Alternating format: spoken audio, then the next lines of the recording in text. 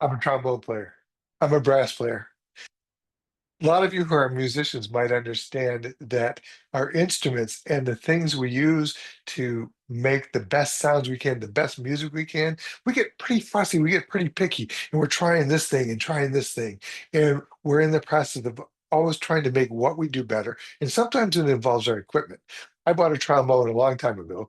It's a good trombone. It's actually it's made by a great company with a great reputation, but it just wasn't working for me. I couldn't make it work. I, I was frustrated. So what did I do? I started to look at making a change. What did that change involve? It involved looking at other trombones, many other trombones. I have a friend who is in my trombone group. He has 100 trombones in his inventory. He collects them. He says, it's the difference, a fine line between a hobby and an obsession. But I went to him and said, Harold, do you have some trombones I can try that are similar to the one that I have? I'd like to see if, because the one I have has some gaps in it. And so I'd like to see if I could find a horn that filled in those gaps. Oh, sure, I've got this horn. So I brought the horn. I kept it for 2 weeks. I played back and forth. I played this horn. I played my horn. I played this horn and my horn. And they were so close. I thought, okay, so why would I buy one that's so close if I already have one? Harold, you got another trombone? Sure. He gave me another trombone and another one. I tried four different trombones, and eventually I went, I like the way this one looks. I like the way it sounds in most of the spaces and places. There's a hole here, a little inconsistency here. It didn't quite like this thing here. So they kept gnawing at me, but I thought, okay, I'm just going to go with it. I'm just going to keep it and see if I can make it work. Bottom line, I just won't play it much if I don't like it. And then I thought, what if I take this mouthpiece that's made by the same maker? It's called the wedge mouthpiece. That may not mean anything to you. That's okay. But I take this other wedge mouthpiece, which just happened to be this much bigger. Here's the thing. In this musculature that I use to play trombone, it's called an embouchure. Even those slight little changes in size or depth of a cup of the mouthpiece make a difference. Uh, I don't care. I'm going to try it. I don't have any commitments where I have to be really up. I was prepared for it to take about a month for the change to take place to see even if I liked it. Here's what happened. Here's the great thing that happened. I took that mouthpiece, I put it on that king trombone that I had, and instantly it filled in this hole. It changed this quality. It made this much more consistent. I went, are you kidding me? I've had this horn for 5 or 6 years and it was just okay. And then on a whim, I said, I'm going to try a different mouthpiece instead of trying to replace it, instead of making a big change by buying another horn. I already had this mouthpiece. I put it in, loved it. I absolutely, positively loved it. So now, now I can't wait to play that horn. I love to play that horn. I take it out and just kind of relax into it and go, this is the sound I was looking for. This was the ease of playing this horn I was looking for. This is great. So why am I telling you about this? Why does this matter? I'm glad you asked. Because a lot of times in our lives, we see this problem, right? We see this problem. It's big. We don't know what to do with it. So we assume because it's a big problem, we have to make a big change. Do we? Yeah, we see this problem. Okay, so we have to address this problem. We need a team to focus on this. We need a team to make these big sweeping changes.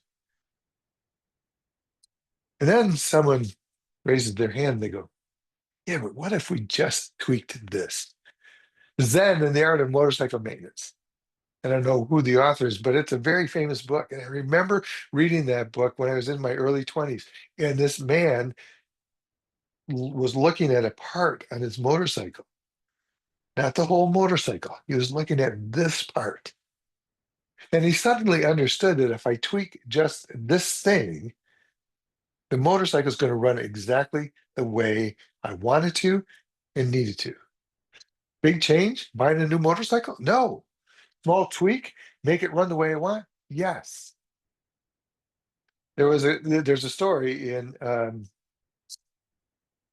there's a story. I guess I can't remember it. Anyway, the idea is that we don't always have to make big sweeping changes. We don't have to make big sweeping changes. We can. It might fix the problem, or it might create a whole host of other ones. What if I had paid big bucks to buy another trombone and it didn't really, maybe it fixed the problems I had, but it created other ones that I was still going to have to address? Big fix, expensive. Try a mouthpiece I already had. Small change, big success, magic. So let's look at things in our lives that need to be somehow tweaked, that need to be somehow fixed or rearranged or shuffled around to make it better. But let's look at the small things we can try first. Let's look at the little tweaks we can make. It doesn't have to be this gigantic thing. It just doesn't. Where else can we apply this? Well, I'm so glad you asked. What if we try this in our relationships? What if in our relationships, we just have to find a way to listen a little bit differently to the other person that lets them really feel like they're heard? What if we do that? What if with the people we are leading, we find and take maybe their suggestions for how can we tweak this? How can we bend this? How can we move this? How can we lift this? How can we push it out? How can we bring it in? Ask.